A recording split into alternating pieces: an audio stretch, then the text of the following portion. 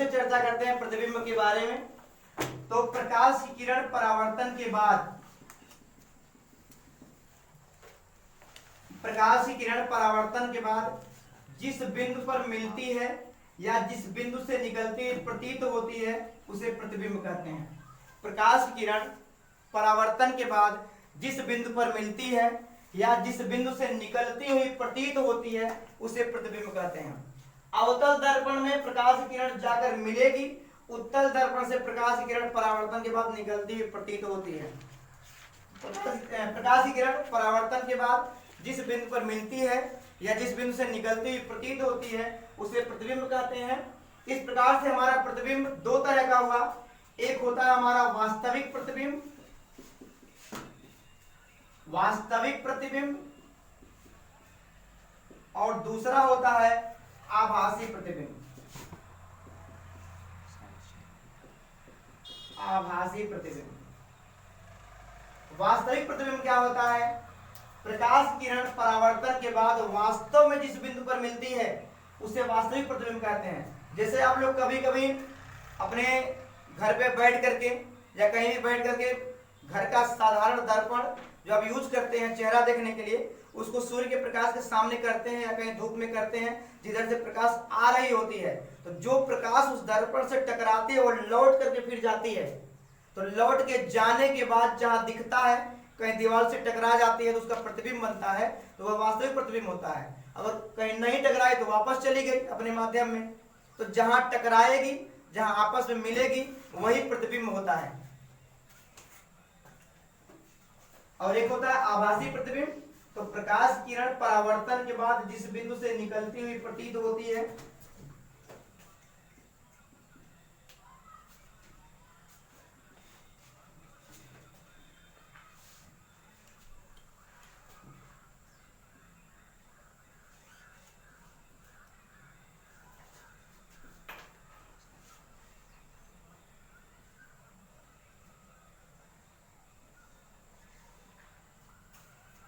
ध्यान दीजिए, इस प्रकार से ये रेखा दर्पण की ओर जा रही है, दर्पण से टकराकर इस साइड में इसका परावर्तन हो गया। तो अगर इसको पीछे से काल्पनिक रेखा मान ली जाए तो ऐसा लगता है कि ये रेखा इधर से होकर के जा रही है। कोई ये नहीं कहेगा कि ये रेखा ऐसे आई है और फिर जो टकरा कर गई है। देखने पर ऐसा प्रतीत होगा कि ये रेखा यहाँ से निकल रही है, ये आभासी किरण है। फिर ये भी रेखा जा रही है दर्पण की ओर और टकराकर उसी मार्ग से वापस लौट रही है, तो ऐसा प्रतीत हो रहा है कि ये रेखा इधर से पीछे से आगे निकल रही है। तो दोनों प्रकाश की किरणें आपस में यहाँ पर टकरा रही हैं, तो ये हमारा क्या है? आभासी प्रतिबिंब, जो कि निकलती हुई प्रतीत हो रही हैं। ये प्रकाश की ये वाली किरण परावर्तन के बाद यहाँ पर वास्तव में आके मिल रही है, और ये यहाँ से निकलती हुई प्रतीत हो रही है या मिलती हुई प्रतीत हो रही है। इस बिंदु को हम आभासी प्रतिबिंब कहेंगे और इसको वास्तविक प्रतिबिंब कहेंगे। तो प्रतिबिंब दो तरह का, जब प्रकाश की किरण परावर्तन के बाद वास्तव में किसी बिंदु पर मिलती है तो उसे वास्तविक प्रतिबिंब कहते हैं, या जिस बिंदु पर मिलती हुई प्रतीत होती है उसे आभासी प्रतिबिंब कहते हैं।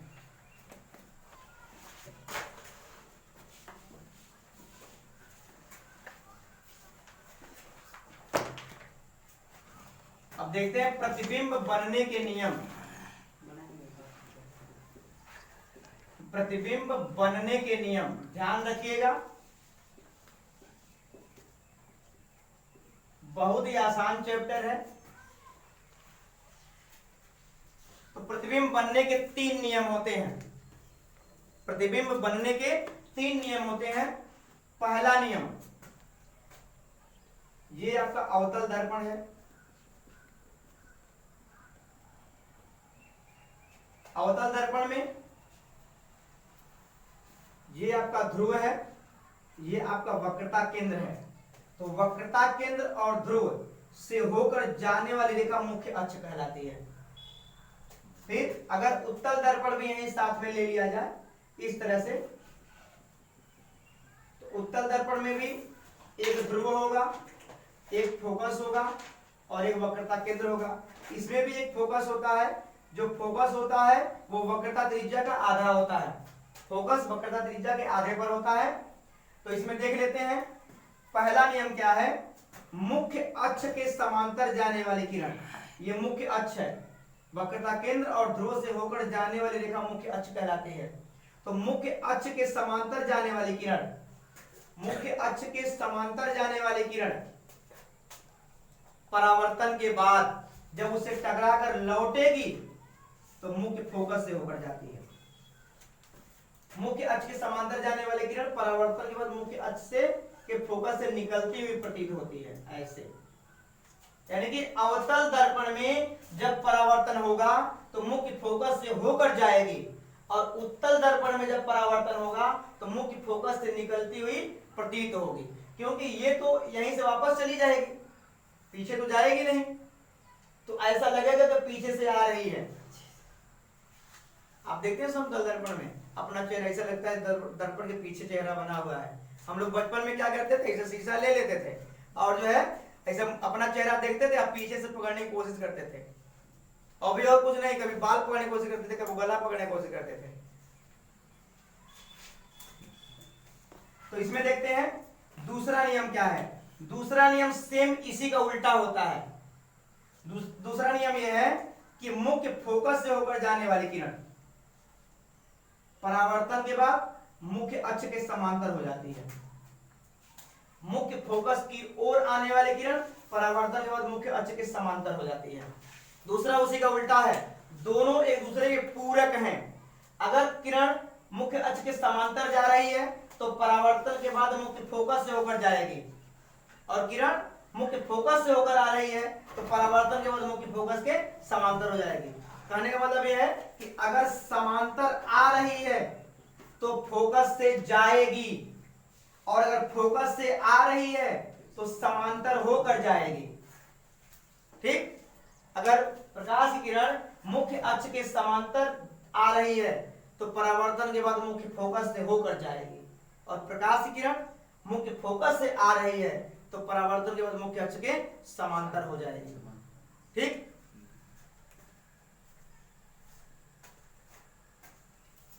तीसरा नियम यह है, देखते हैं तीसरा नियम।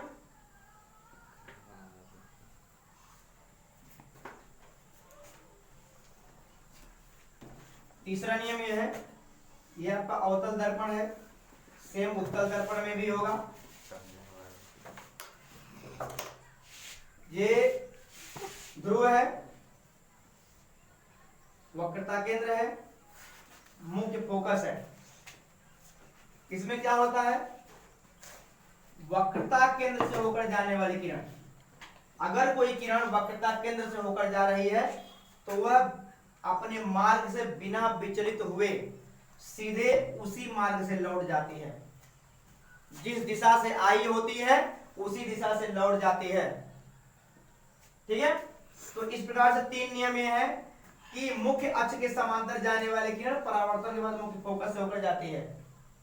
ठीक, मुख्य फोकस से होकर जाने वाली किरण परावर्तन के बाद मुख्य अक्ष के समांतर हो जाती है, और वक्रता केंद्र से होकर जाने वाली किरण पुनः उसी मार्ग। तो इस प्रकार से परावर्तन के तीन नियम ये हैं, मुख्य अक्ष के समांतर जाने वाली किरण परावर्तन के बाद मुख्य फोकस से होकर जाती है, मुख्य फोकस से होकर जाने वाली किरण परावर्तन के बाद मुख्य अक्ष के समांतर हो जाती है, और वक्रता केंद्र से होकर जाने वाली किरण पुनः उसी मार्ग पर वापस लौट जाती है।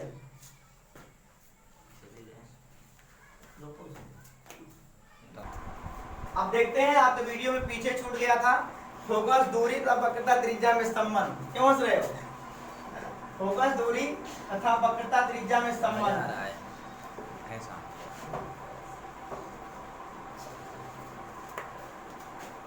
वक्रता त्रिज्या में संबंध, ध्यान दीजिएगा इस बात को। ये आपका अवतल दर्पण है, अवतल दर्पण में ये आपका ध्रुव हो गया, वक्रता केंद्र हो गया, बीच में आपका आ गया फोकस, मुख्य फोकस। तो मुख्य फोकस और ध्रुव के बीच की दूरी को हम फोकस दूरी कहते हैं। मुख्य फोकस और ध्रुव के बीच की दूरी को हम फोकस दूरी कहते हैं। और ये आपका पीसी क्या है, वक्रता त्रिज्या है।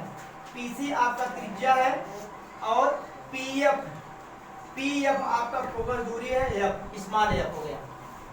अब इन दोनों में क्या संबंध है? देखिए दो बिंदु हैं, दो बिंदु हैं, दोनों बिंदु में संबंध आपको दिखाना है। तो आप जानते हैं कि त्रिज्या बड़ी होती है और फोकस दूरी यहीं से दिख रहा है छोटा है। ये पूरी वक्रता त्रिज्या है बड़ी है, फोकस दूरी आपका जो है यहीं छोटा है। अब इसमें देखना है कि कौन पहले आएगा।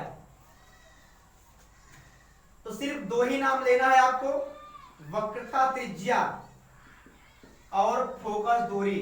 तो आप अपनी मर्जी से पहले या बाद में किसी का नाम ले सकते हैं। आप फोकस दूरी को पहले भी बोल सकते हैं और वक्रता त्रिज्या को बाद में भी बोल सकते हैं। वक्रता त्रिज्या, बस आपका मान, उसकी वैल्यू जो है गलत नहीं होनी चाहिए। वक्रता त्रिज्या फोकस दूरी का दोगुना होता है। ध्यान रखिएगा, वक्रता त्रिज्या फोकस दूरी का दोगुना होता है, दो गुना होता है। अगर वक्रता त्रिज्या पहले बोल रहे हैं, फोकस दूरी बाद में बोल रहे हैं, तो दोगुना बोलेंगे। वक्रता त्रिज्या फोकस दूरी, बस सटा के बोलना है, वक्रता त्रिज्या फोकस दूरी का दोगुना होता है। और अगर इसको पहले बोल रहे हैं, फोकस दूरी वक्रता त्रिज्या का आधा होता है, का आधा होता है। वक्रता त्रिज्या फोकस दूरी का दोगुना होता है, यानी कि R बराबर F गुणे 2। वक्रता त्रिज्या फोकस दूरी का दोगुना, यानी कि वक्रता त्रिज्या निकालने के लिए आप फोकस दूरी में 2 का गुणा करेंगे। वक्रता त्रिज्या फोकस दूरी का दोगुना होता है, यानी फोकस दूरी में 2 का गुणा। अगर फोकस दूरी पहले बोल रहे हैं तो फोकस दूरी वक्रता त्रिज्या का आधा होता है, आधा होता है, होता है मतलब बराबर का चिन्ह। फोकस दूरी वक्रता त्रिज्या का आधा होता है, ये वक्रता त्रिज्या का आधा कर देंगे, 2 का भाग दे देंगे तो फोकस दूरी निकल जाएगी।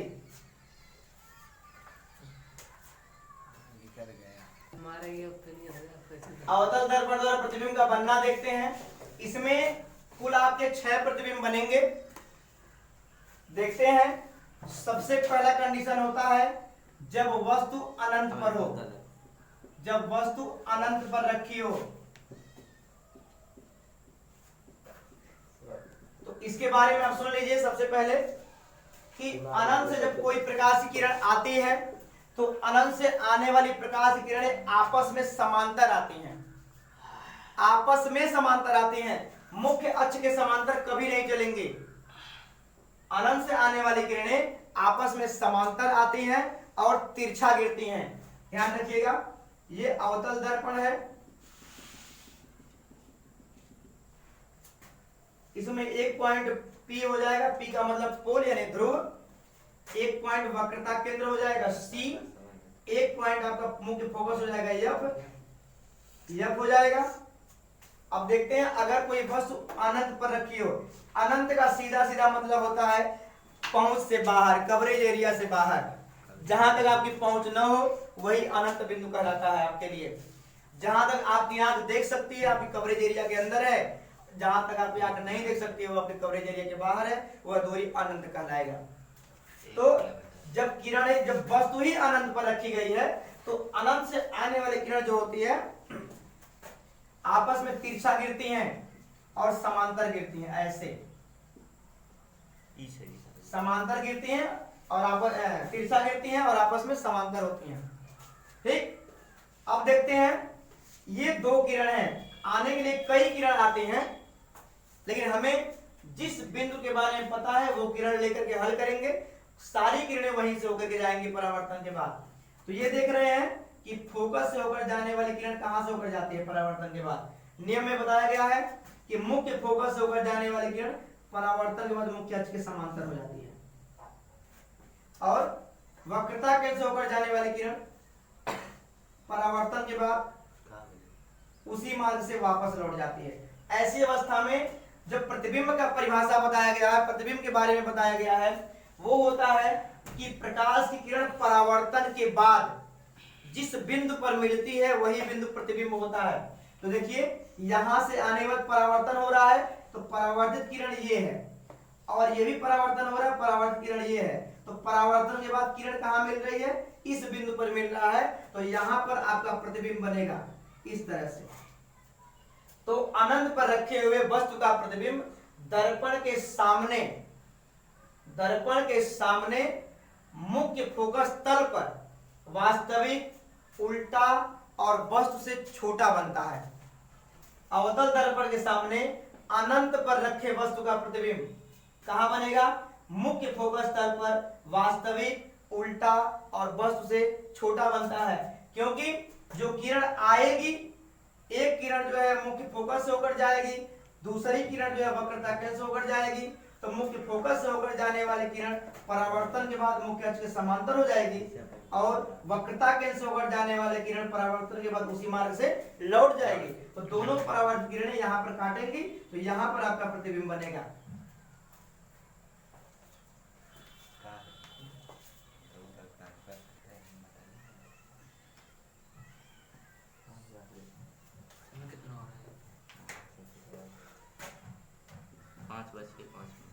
जब वस्तु अनंत तथा वक्रता केंद्र के बीच हो,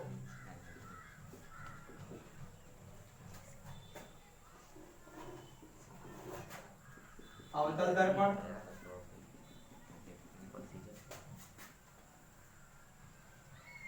ध्रुव P, वक्रता केंद्र C, मुख्य फोकस F, और वस्तु को हम यहां रख देते हैं, यहां रख देते हैं।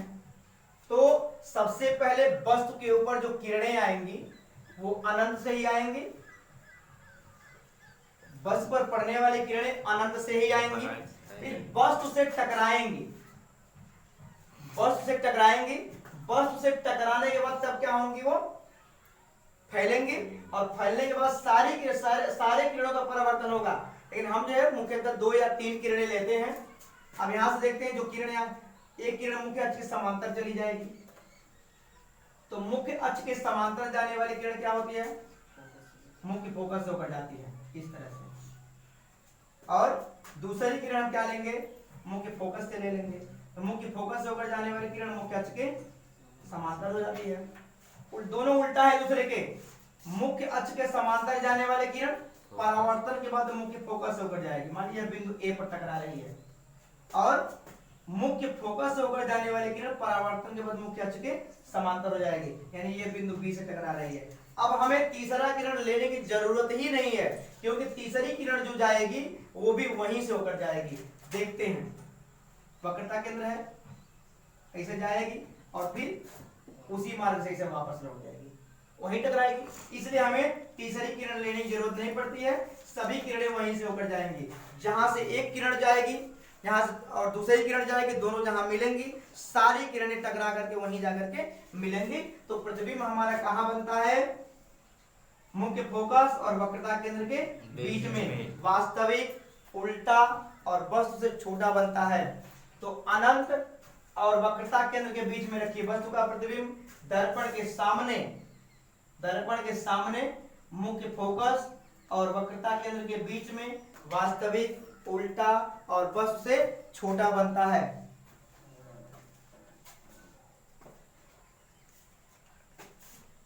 आ रहा है कि नहीं समझ में?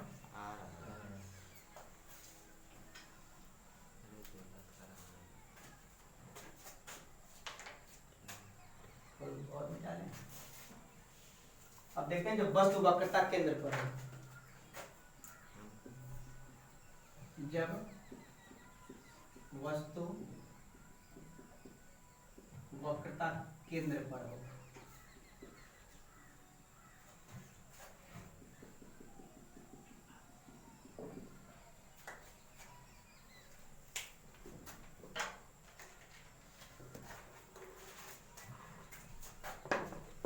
ध्रुव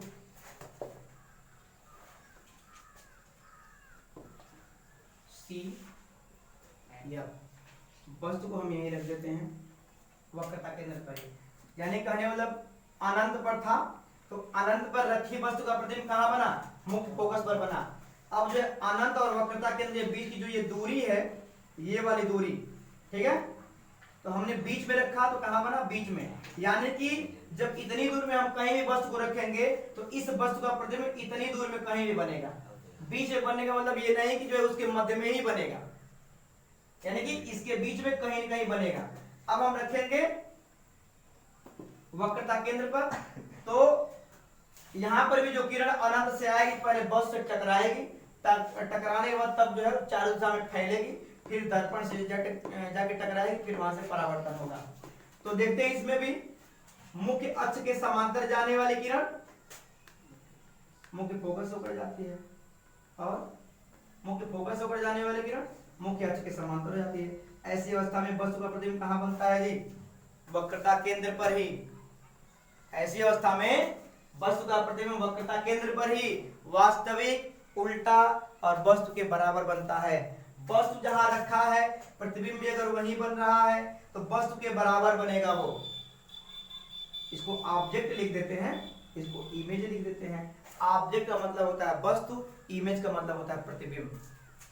तो अवतल दर्पण के सामने वक्रता केंद्र पर रखे वस्तु का प्रतिबिंब वक्रता केंद्र पर ही वास्तविक, उल्टा और वस्तु के बराबर बनता है। वास्तविक, उल्टा और वस्तु के बराबर बनता है।